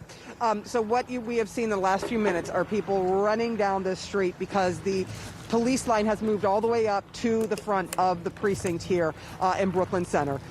That bright light you're seeing, that is the bright light of a police vehicle. It's high atop a vehicle to sort of get a clear view. It's almost daylight in part, close enough to that. But a lot of the protesters, most of them have moved out. You'll see the cars sort of spinning out of here and getting out of the way. But there are still a few people who are left who are challenging the police at this hour. We can also hear helicopter above us that's got eyes on the scene, and there are folks that are on the top of the precinct that have also been eyes on the scene from a bird's eye view, really. But there are just a few people that are left here. You can still hear the sound of the Native American drum that is being hit, and a few people with shields standing very close to the police line. They've made no bones about it that they will arrest people now because we are now past the curfew. Don. How far have they pushed you guys back away from the police station? We're several hundred yards away from the police station. We can still see that light that you're seeing in the distance there. That is right near the police station or the police precinct. And so we are several hundred yards away inside of this neighborhood that is mostly apartment complexes where we are. And a lot of the people have pushed down this road, which is still clear and free. But there are other roads that have been blocked off by police, so you can only go a couple of different ways, and some folks are taking their chance right now and getting out of here, while others, a few, are still standing up and standing up against the police line that is still pushing forward, Don. All right, Sarah Seidner has a handle on what's going. We'll keep an eye on her and the scene there. We're going to continue on with our live coverage, live in the streets of Brooklyn Center, Minnesota, where protesters are furious over the deadly police shooting of Daunte Wright. We're going to take a quick break, and we'll be right back. Don't go anywhere.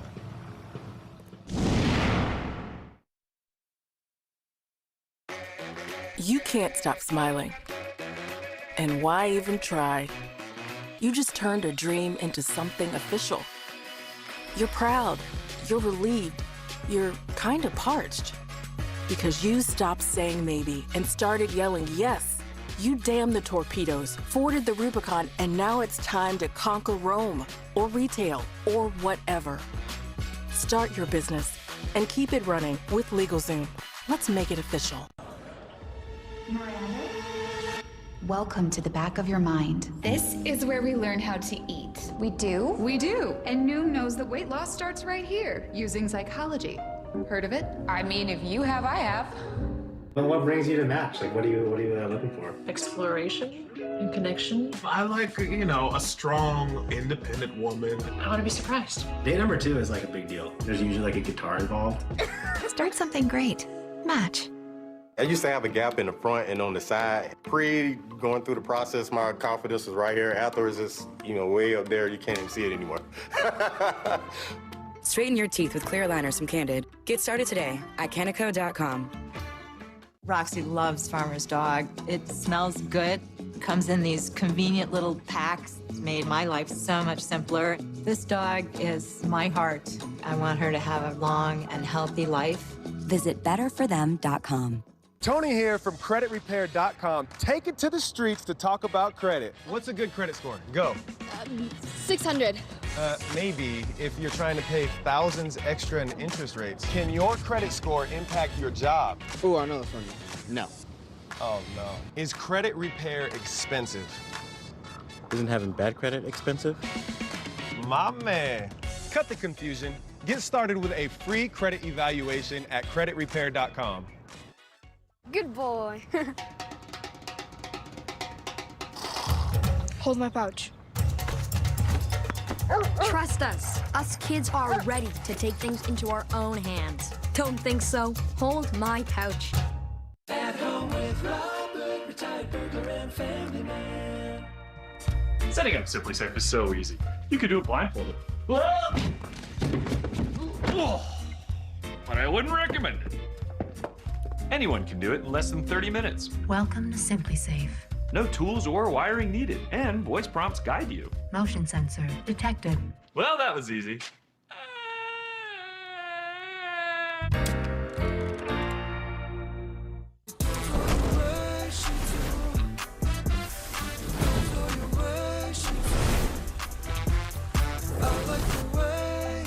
New delicious wok seared steak and shrimp. Order today from Panda Express. You gorilla tape that? No, why? Gorilla tape, of course. Gorilla Tape is 3 times stronger for a hold that lasts. For the toughest jobs on planet Earth. Did you know that every single flush flings odors onto your soft surfaces? Then they get released back into the air, so you smell them later. Ew, right? That's why Febreze created Small Spaces. Press firmly and watch it get to work. Unlike the leading cone, Small Spaces continuously eliminates odors in the air and on surfaces, so they don't come back for 45 days. Just imagine what it can do with other odors. Beulah Mae Donald knew that she wasn't done. She brought a civil suit against the Klan. We took him back to Mobile and lynched him. This is Black Lives Matter in 1983. The People versus the Klan, Sunday at 9. So protests for the 4th night in Brooklyn Center, Minnesota. There you go. You see the live pictures now. This is an aerial view from our affiliate KARE. And you can see police there on the scene trying to move those protesters off of the streets. There was a curfew that went into effect about 23 minutes ago. They're upset over the police killing of Daunte Wright. The ex-officer Kim Potter charged today with second-degree manslaughter. Police violence against black people happening again and again and again. One family's dealt with multiple cases within their family alone. That is Army Lieutenant Karen Nazario, pulled over in Windsor, Virginia by police. The officers draw their guns on him. They spray him with pepper spray, and they push him to the ground. The chief of that department today calling this a learning experience for his officers, but saying that he wishes the lieutenant had complied sooner with commands. So I'm going to play some of the encounter again, but I've got to warn you, it is very disturbing. Off me. I didn't do anything. Don't do that. Sir, get out of the car now. Don't do that. Hey, Don't do that. Now. Don't do. Look, I'm trying to talk to you. Okay. I'm trying to talk to you. Get out. Just relax. Get out of my car. Can you please relax? Can you please relax? Get out of the car right now. This is not how you treat a vet. I'm actively serving this country, and this is how you're gonna treat me. I didn't do anything. Whoa, hold on. What's going? Hold on. Watch it.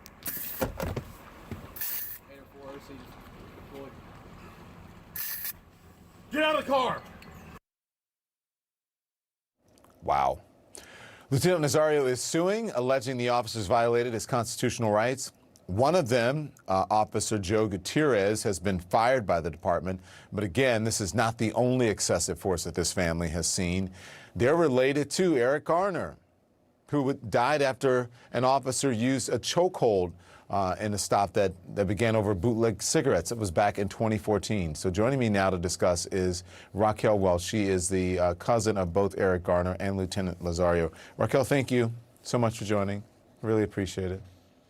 Well, thank you, Don, for having me. Have you spoken to the lieutenant since this happened? Yes, I've spoken to him. How's he feeling? He's not well. You know, it's like anybody else would feel. It's a lot of trauma. You know, my family's been hit with this tragedy yet again. He watched the first tragedy, so it's just not okay. Then, you know, Go on, sorry. There's a delay. Go ahead and finish your thought. Sorry about that. But then today, you know, you see the Windsor, I guess, police chief, you know, say he doesn't deserve an apology because he, you know, should have complied earlier. So it's just, you know, one thing after another. Yeah. What do you think? Every time I see that and you know, them spraying is like, was that really necessary for what they pulled him over for? And just to that. What do you think when you see that video? I was mortified. It's just an understatement. I couldn't believe that they sprayed him with OC spray. I mean, what happened to the good old, you know, can I see your license registration? Sir, we pulled you over because we couldn't see your license plates. You know, the normal routine stuff. Yeah. They were at a 10 when they got out the car. It was unbelievable. Yeah. So listen, I just want to so let's talk about, you said it happens over and over. I mean, you've got Eric Garner and then you have the lieutenant. I mean, what goes through, what is your family dealing with right now? Like, what are you guys thinking? Really, when is it going to end? You know, we keep, when is the narrative going to change? When is it ever going to end? You keep seeing it happen over and over and over again.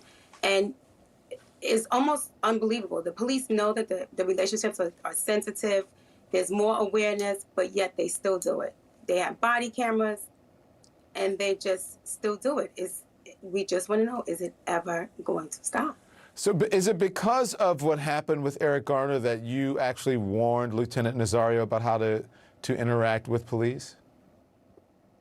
You know, you start to have the conversations when it hits closer to home.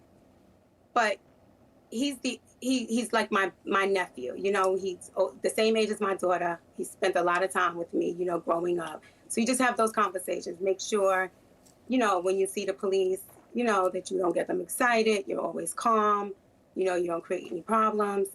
And then you see Eric, and then it just keeps reminding you to keep having those same conversations with your kids. You know, after the videotape of Eric, you know, it brought more awareness. The body cams came. We started making a little, but it's even with the body cams, even with the videotape, you see George Floyd. The knee is in the camera for 9 minutes, and people are videotaping, and he just didn't get up. Yeah. You know, he's videotaping. He starts his body cam while he's having this interaction with Karan, and he's telling Karan, he's about, you know, Karan's saying, what's going on? And he responds to him by saying, you getting ready to hit the lightning, son. Like, and expect him to get out. Like, how do you get out knowing that somebody's going to possibly light you up with a gun? Yeah. How do you feel about interacting with police after seeing two family members go through this? Obviously, one fatal, sadly. Well, I'm an officer myself, so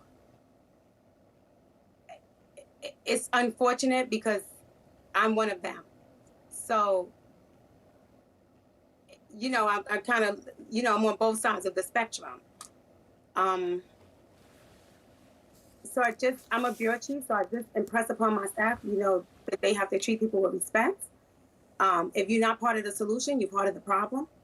That's why I'm super disturbed that... Well, if you're an officer yourself, what is the problem? What is the problem, Raquel? I think the problem is that the black and brown community is just not respected, and I think that they're just not doing enough. And we get a lot of arrests, but there's no convictions. I think that a lot of people are more part of the problem and not part of the. If you're not part of the solution, you're part of the problem. So when Gutierrez is acting the way he's acting to Karan, and Crocker is not saying anything, and then he gets to stay on the job because it's a training issue. That's he was part of the problem because he didn't stop the action. And I think that's some of it is training, but I think a lot of it is just racism from long ago. You think it's the attitude of the person, personally? Is there a certain kind of person who may be attracted to? Because as I'm listening to, and whenever the limited interactions I've had with police, and listen, I've had some very good interactions with police, but some of the bad ones, it reminds me of military. It's almost like, drop down and give me 30. And it's like there's no human, hey, I'm a law-abiding citizen. You're only pulling me over for a traffic stop. Do you have to speak to me that way? Must you interact with me in that manner? Is it an attitude that draws certain people to policing? Does that need to change, the recruiting? I don't know. You're an officer. You tell me. I think it's the attitude. There's sometimes it's abusive. Sometimes people have an abuse of power. I think the training, I think it's training. People have to change their attitudes. I think it's how people deal with the public in general. I think it's that control. I'm the officer. I'm the big person. You have to listen to me. You have to respect me or else. Mm-hmm. Do as I say, not as I do. Mm-hmm. So it is definitely the attitude. And the racism as well.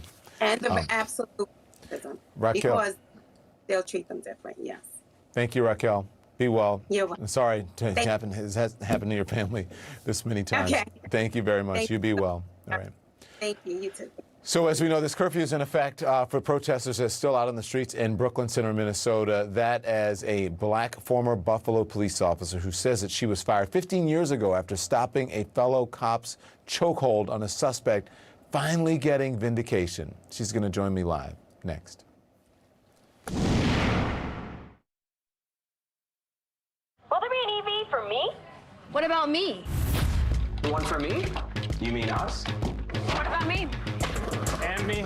How about us? Yeah, how about us? Great question. Wait, can I get one in green? Got one for me? Hey, what about me? What about us? Is there an EV for me? EV for me? Us. What about me? Me? For me?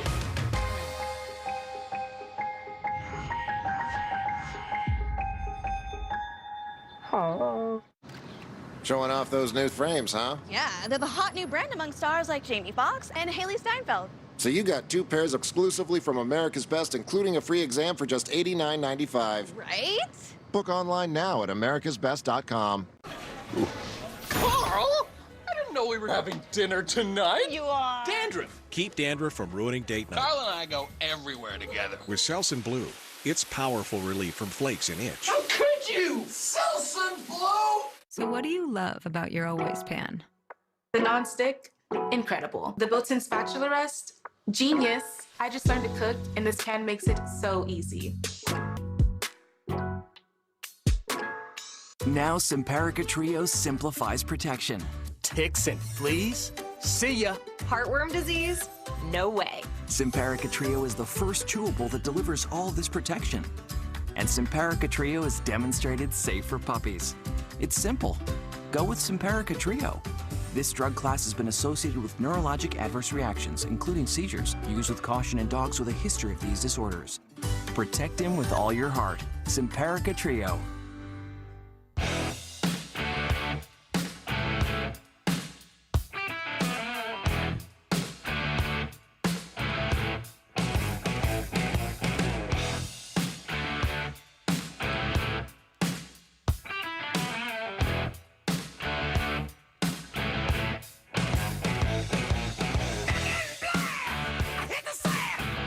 Applebee's Irresistibles are back. Dig in for just $8.99. Now that's eating good in the neighborhood. This is the greatest sock never sold. Every time you buy a pair of comfy Bombas socks, we give this pair to someone in need. And thanks to you, we just donated 40 million of them. Give a pair when you buy a pair and get 20% off your first order. To continue with my business and at the same time to be able to improve myself, I was like, okay, I'm on board. On Coursera, you can earn a career-advancing bachelor's degree online from a world-class university. Courses, certificates, degrees. Join for free at Coursera.org. Conversations. Some are hard. Some are easy. Sometimes you talk. Sometimes you listen. Sometimes you agree. And sometimes you don't. Conversations can create change. Let's talk. A new season of United Shades of America with W. Kamau Bell premieres May 2nd at 10 on CNN. Fact. All tax companies say they get you the biggest refund, but only TaxAct has our deduction maximizer that helps find money hiding everywhere. So you get your maximum refund guaranteed. File for less and get more with TaxAct. Meet Glowforge, the 3D laser printer.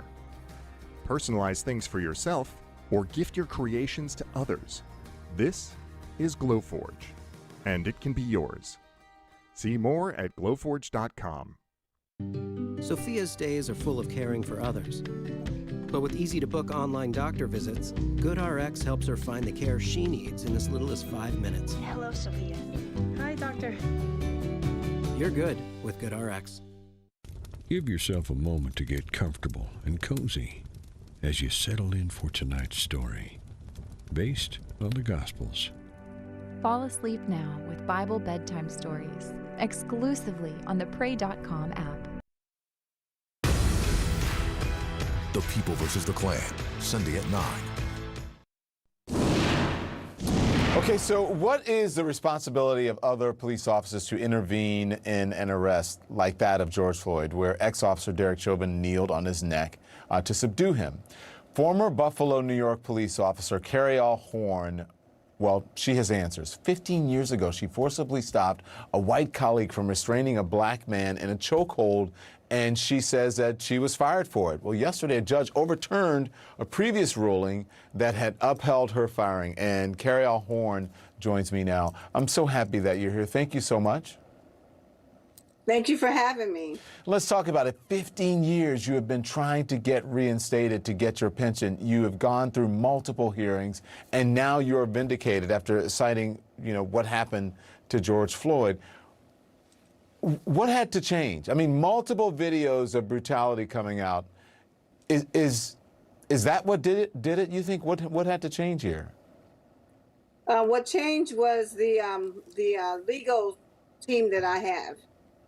They came along and they weren't going along to get along, and basically they took my case pro bono.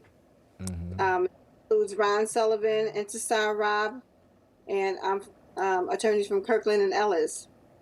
What do you mean they weren't going along to get along? You mean that they were bulldogs, or they were aggressive? They were smart. Mm-hmm.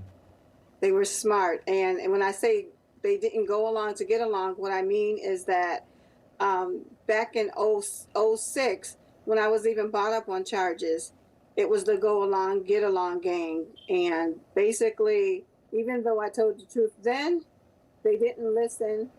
They let that officer choke a handcuffed man, punch me in the face, promoted him. He choked another officer while on duty. And then he finally slammed the heads of 4 teenage boys on the car, on the trunk of the car, the police car, and then he went to jail. And he still got his pension. Wow. But I had to fight.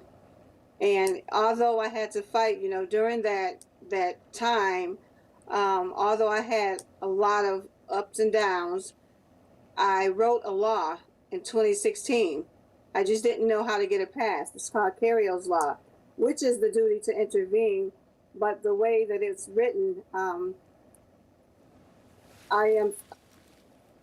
it includes a national registry. Mm-hmm. So although it was passed in September of 2020, it still needs to be amended to include the registry, because if an officer leaves the Buffalo Police Department and they are horrible, why should they go to California? Right, And that's a problem. That officers were being they had disciplinary issues and complaints, and they would just go to another department. I got to tell you, I read about your story. I think it was like a day or so ago in the Washington Post, and then I just saw the New York Times article, and I've learned so much about you. You had these serious ramifications when you intervened, stopping your colleague's chokehold on that suspect. What changes do you think have to be made within the department so that an officer feels comfortable intervening if they see an inappropriate use of force? Because my previous guest before, who is an officer, said that other officer should have intervened and said, hey, don't do that. So what changes do you think need to be made, Cariol? Cariol's law, that needs to be nationwide. It's it basically punishes an officer if they don't intervene. So if you feel like you're going to break the law, then you won't break it, or at least you shouldn't break it. If I was in a stolen car, they're going to lock all of us up for the stolen car. So the same with the incident like George Floyd. They all should have been charged with murder because everyone was there and nobody stopped it. So we need to have a Cariol's law in every state, and we have a nationwide push for Cariol's law. And you can go to cariolslaw.com to get information on that. And it's Cariol. And listen, I've got to go because of the breaking news. I'm sorry about this, but if I can just get quickly, do you feel vindicated? It's getting there. It's going to take some time. If everyone is not vindicated, then I'm not vindicated. What do you mean by that, Cariol? I mean, just like you have to go for breaking news, something is happening because accountability is not there. I appreciate you coming on. I'm happy that finally that you are getting there, as you say. And you can go to cariolslaw.com, right, to get more information? Yeah. Yes, sir. All right. Cariol Horne, thank you, ma'am. I really appreciate you joining us. You be well. You know how to get us if you need us. Thanks. Thank you. GOP Congressman Matt Gaetz under more pressure. CNN spoke with two women who detailed drug use, sex, and payments after late-night parties with Gaetz, allegedly, and others. What they say they saw. That's next.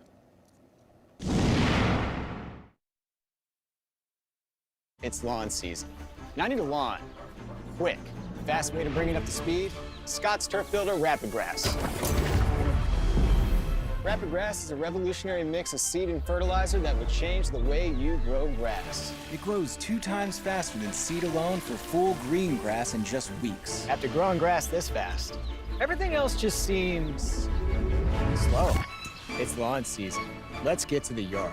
Download the Scott's My Lawn app today for your personalized lawn plan. Slice makes it easy to order pizza and get pizza for free. Slice serves local shops that serve you pizza and rewards you with pizza for free. Slice is the app with the best local pizza that gives you local pizza for free. Slice has the biggest rewards program ever made for pizza that lets you earn pizza for free. Download Slice, order pizza, and get pizza for free.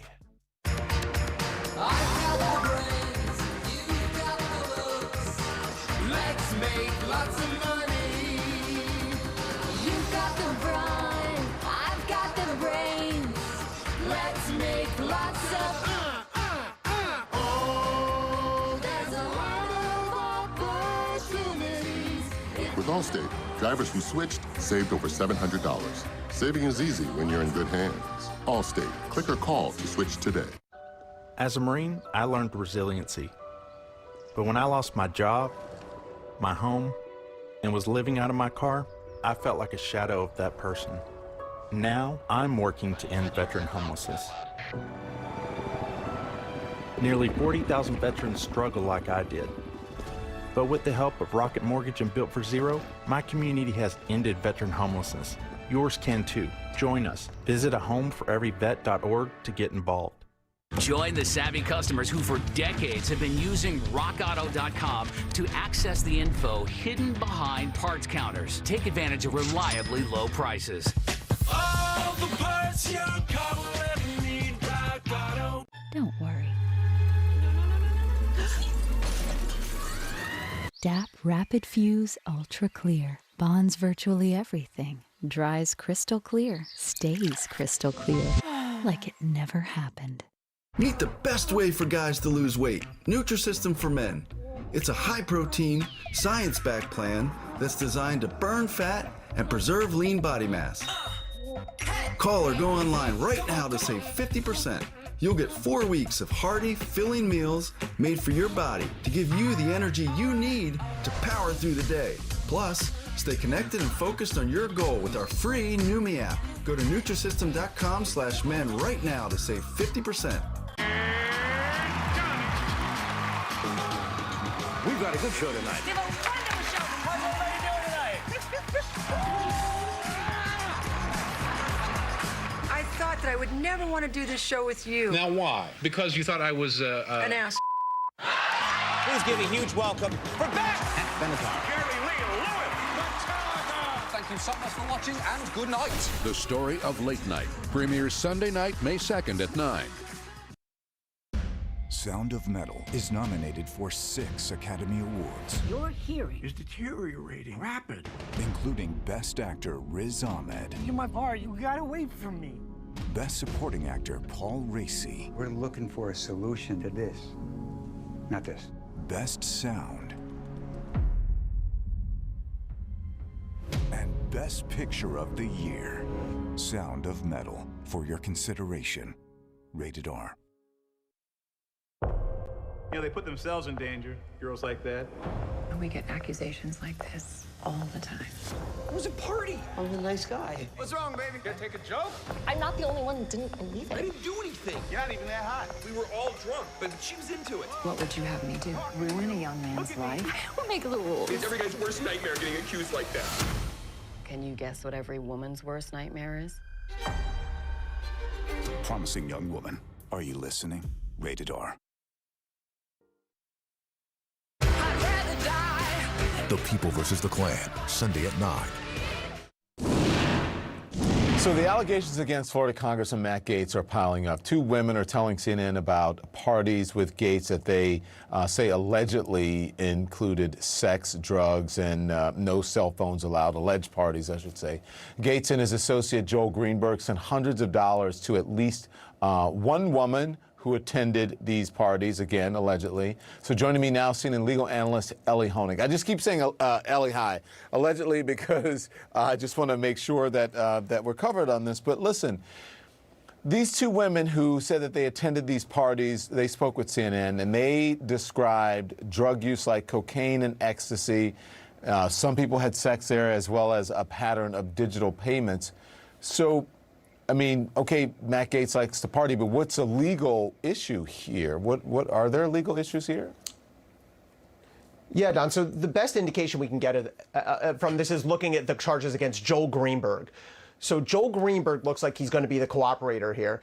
He is charged with sex trafficking of a minor, meaning paying to transport someone under the age of 18 across a state line for the purpose of prostitution or other commercial sex act. That is a very serious federal crime. It carries a 10-year mandatory minimum. It's one of the most serious penalties on the federal books, if proven. Also, potential drug charges, potential money laundering charges, again, based on the reporting. The more facts we get, though, the worse it looks for Matt Gaetz. What do you believe prosecutors are getting from him, from Joel Greenberg? Yeah, so Joel Greenberg appears to be cooperating. Look, he is an unsavory character, to say the least, but that's the nature of cooperating witnesses. As a prosecutor, when you get someone like Joel Greenberg, you're only going to cooperate him if, 1, he can give you a serious target, and 2, he is backed up by other evidence. You're not just going to take Joel Greenberg's word as a prosecutor. You're going to say, show me the receipts. Literally, we know about that Venmo transaction. Okay, that may support something Greenberg says. I'm going to say to Greenberg, what other financial transactions do you have? Did you ever text with Gates or anyone else? Did you ever email? And so you're not going to just take Joel Greenberg as a matter of faith. You're not going to sign him up as a cooperator until you're sure he's got the goods. Could it be bigger fish, even Matt Gates, than Matt Gates that that we haven't heard about or we don't know about? For sure, Don. So we don't know exactly who Joel Greenberg is giving the feds, but the deal is you have to give up everybody you know who you've ever committed a crime with. And generally speaking, when you're cooperating with someone, Don, you want to go up the chain. You want to take a lower ranking player, a lower importance player, and cooperate him against more serious targets. Okay. There's a Politico report about allegedly that they seized Matt Gates' cell phone. Quickly, do you know anything about that? So you can get an awful lot of information from someone's cell phone. Usually when the Fed sees the cell phone, they then do what's called a dump, which is a forensic look into everything on there. Texts, emails, DMs, WhatsApp, and people think they can delete that stuff. It's usually still in there. Yeah. Elie Honig, thank you very much, sir. I appreciate it. Amid calls for justice across the country, President Biden addressing the Republican assault on voting rights that hurts people of color.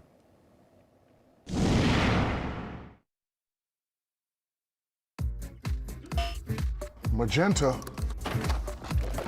I hate cartridges.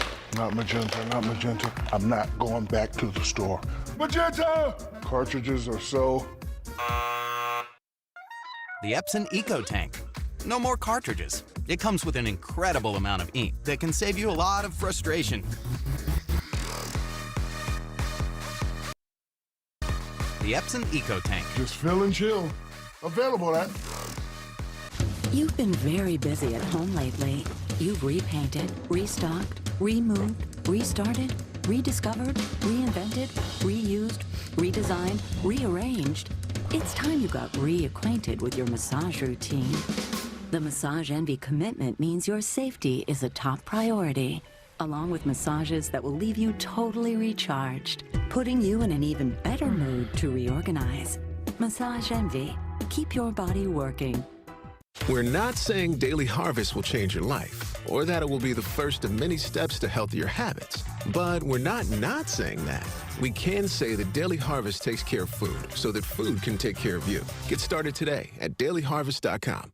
You felt confused. Was your damage from fungus, gel, aging, or nail psoriasis? Don't know. So I tried Carousel Multi-Purpose Nail Repair. Carousel reduces discoloration, smooths, and hydrates. And now?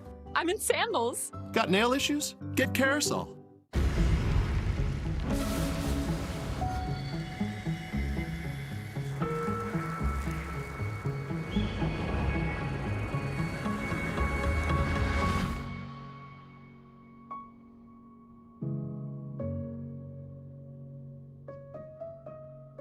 Comfort in the extreme. The Lincoln family of luxury SUVs. Feeling stressed in your skin? Not with new Olay Retinol Body Wash, which improves skin 3 times better, from dry and stressed to bright and smooth. So I can feel my best in my skin. Olay Body, fearless in my skin.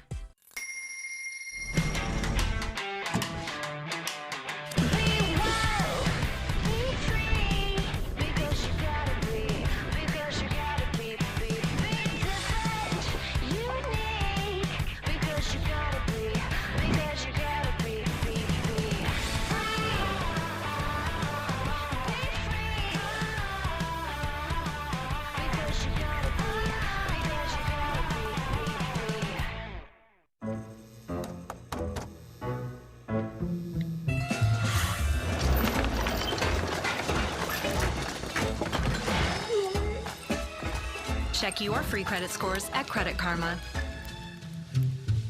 This is Joe. He used to have bad breath. Now he uses a capful of TheraBreath Fresh Breath Oral Rinse to keep his breath smelling great all day long. TheraBreath. It's a better mouthwash at Walmart, Target, and other fine stores. Oh, no. I thought I just ordered tacos. Nope. Ramen, Burgers? milk from the store, and Cookies? Wow, me hungry. Here, I'll call some friends to help us eat. Yeah, that's a good idea. Get more from your neighborhood. Hey, yo, Grover. DoorDash. With SimpliSafe's Video Doorbell Pro, you'll know if the person at your door is friend or foe. Or just a late-night cheese pizza with extra meatballs. With my smart lock, I can let him in. Entrez-vous. And I can lock up from right here. Same time tomorrow. So take it from an expert. Get Simply Safe and protect home like a pro. Visit simplysafe.com for a limited time offer. Spring is a wonderful time to order delicious snacks from Nuts.com because the freshness is truly magical. Fresh nuts, dried fruits, sweets and treats are hand-selected from our kitchen. Freshly roasted to perfection, or freshly baked, freshly dipped, freshly seasoned, or freshly popped. Packaged fresh, and Nuts.com delivers this yumminess super fast with free shipping. Nuts.com, fresh spring snacks from our kitchen to yours. Another black man dead. Protests in the streets for a fourth night in Brooklyn Center, Minnesota, after the police killing of Daunte Wright. All that happening as the assault continues on the voting rights of people of color. President Joe Biden bluntly calling it a return to Jim Crow. Parts of our country are backsliding into the days of Jim Crow, passing laws that harken back to the era of poll taxes, when black people were made to guess how many jelly beans in a jar, or count the number of bubbles in a bar of soap before they could cast their ballot. This was un-American then, and it's un-American today. He is right. It's un-American. What black people are facing right now is not worthy of this country that we have fought to make more free and equal. The question is, what is America going to do about it? Thanks for watching, everyone. Our coverage continues.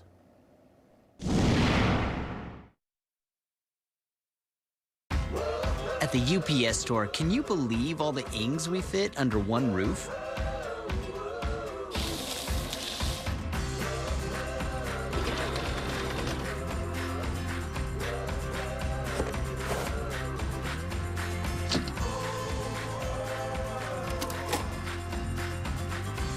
We're here to help your small business any way we can. Every ink for small business, all in one place. The UPS store. I'm training